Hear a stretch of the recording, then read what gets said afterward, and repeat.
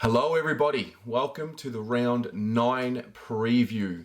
We are ticking over halfway through this season. It is unbelievable. At the end of this round, we'll be halfway through, and hopefully there's a few more games to go yet if we can make finals, but there's a different air about me this week.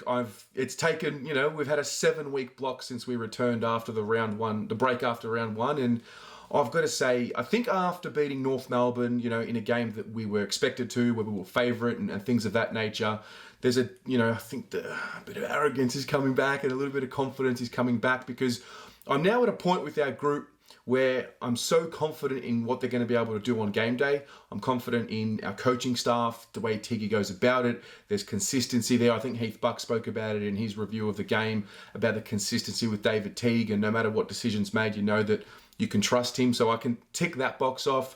I loved all the messaging out of the club this week, given that there was a bit of controversy with Cripps and umpiring, and it's airtight. There is an airtight vibe around our footy club and how we're speaking, both as administrators and as players, and I'm really enjoying that. And, when you hear Cripps sort of talk about, I'm just going to go out there and play and I'm just enjoying winning, I think that's the kind of attitude that it's rubbing off on me for sure. How good has this season been for us? I think we can get caught up in every week and how important every week is, and all of a sudden this is the most important game of the season and things like that. But let's just think about where we are and where we were 12 months ago and 24 months ago and even 12 months before that as well. This is an improved football team, and all of a sudden it's kind of like the success principles. You build your goals, you get to a certain point, and then you're happy, and then you've got to build that next goal. And it's almost like the evolution of our expectations and our happiness now. Now, we're a competitive side. We're a good football team. When we get the ball moving forward, we are the quick ball movement I'm talking about. It's great to watch. We hang in there. There's grit. There's a tenacity about us as well. And so going into the game against Hawthorn, I'm confident in saying that we've been playing better football than them over the last few weeks, especially. There's the Hawthorn side of things, which, obviously I can't comment too much about, but just reading in between the lines, I just haven't seen a lot of this type of attitude coming out of Hawthorn and Alistair Clarkson, and, the excuses and the finger pointing and blaming the umpires and the environment. Whereas when you look at the messaging on our front, it's all, anywhere, anytime, any place. We're very fluid. So I hope that will filter into the game this weekend or this Friday night. Obviously, I think with Hawthorn, I know that they are not playing very well, but the reality is they've got some class players. Their top 2 or 3 midfielders are really, really good. They've got a solid defensive unit there. Their forwards are probably not as strong as the other 2 lines there. So on any given day, they can play well, and they're going to need a real lift from a lot of their players. And I'm sure that, with every week and every day that goes by without a win, they'll be really desperate to get one. And this is a similar situation to Hawthorn, although I think to North Melbourne, I should say, but I think Hawthorn's just a better side than that. The big ground, it looks like the weather's going to be okay this Friday. From what it looks like right now, when I looked at it, it says 19 and sunny. At 5:40, it should be clear. I think that the big ground suits us. I've heard a few Hawthorn supporters in forums and in other channels and in other Instagram pages and whatnot talk about how the big ground's going to suit them. They've got that kicking game, and look, I just have confidence that we're going to get the job done. Are we going to win? I don't know, but I just have confidence now going into this week that we should be winning this game, and I'll be pretty disappointed if we don't.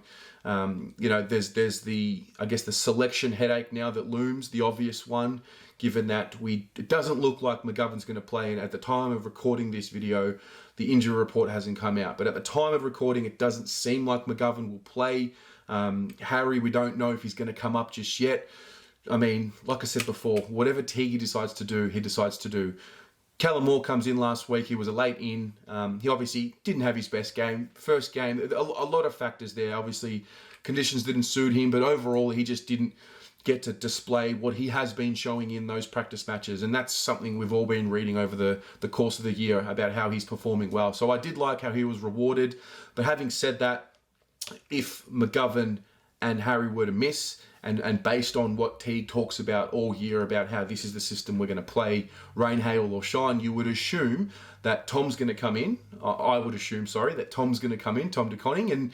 And again, if Harry doesn't come in, well, maybe Callum Moore will stay in the side just to keep that structure. So I don't know is the answer. And there's other options as well. You could always bring Fisher in and go a little bit smaller. We know that Cripps can now trust on his midfielders to do the job there, so he can maybe have more time down forward, and that might preserve him a little bit more. Not that we have, a lot of games in a short amount of time, but I just wonder if that's a factor. Having said that as well, I think I want Cripps right in the midfield because you get the feeling like, in the first 30 seconds, he's getting a free kick. No one's touching him this week. So there is that. So those are probably the two key changes for me. And I mean, I said this on the show on Monday night. I've been talking about it, ever since crowds were back in Western Australia. It is absolutely your turn to show up.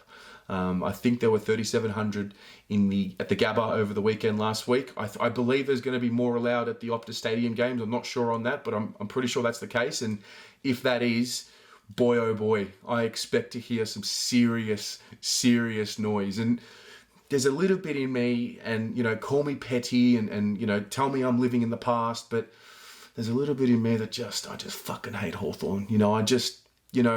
Whether maybe it's a jealousy thing because they've been such a great dynasty over the last decade, and you got to give them credit.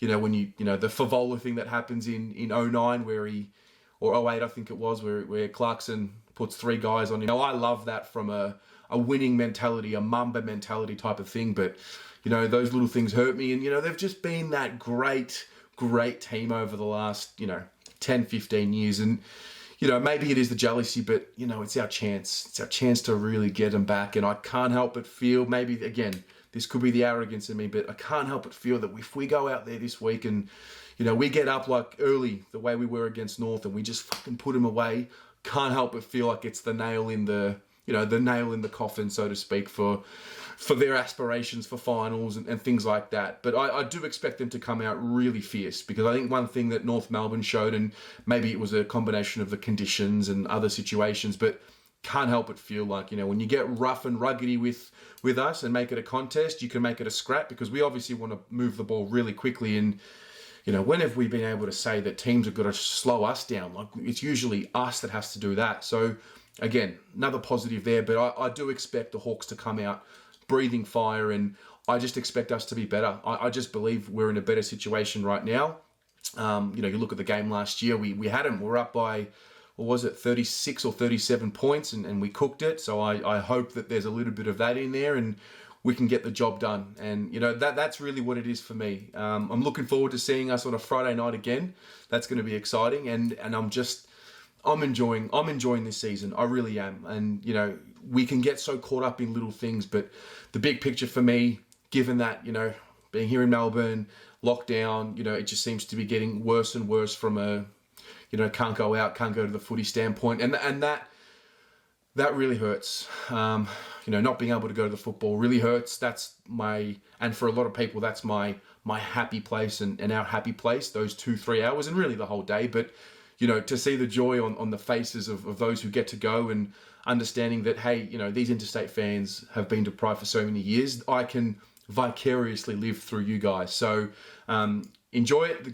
Those of you who get the chance to go, make every minute count, make every bit of noise count, and I look forward to this game. And guys, what about you? What are you anticipating this week? Are you a little bit more upbeat like I am? I mean, last week I was a little worried because, North Melbourne, the bogey side, and, the favourite tag, and we hadn't passed the test. But what are you feeling this week? Are you up and about? Are you nervous? What are you nervous about? What are you excited about? Talk to me about your changes, if you're going to have any, and let's get cracking right into them, because we owe this mob one. We owe them quite a few, actually. With that being said, go the Mighty Blues. See you on Friday.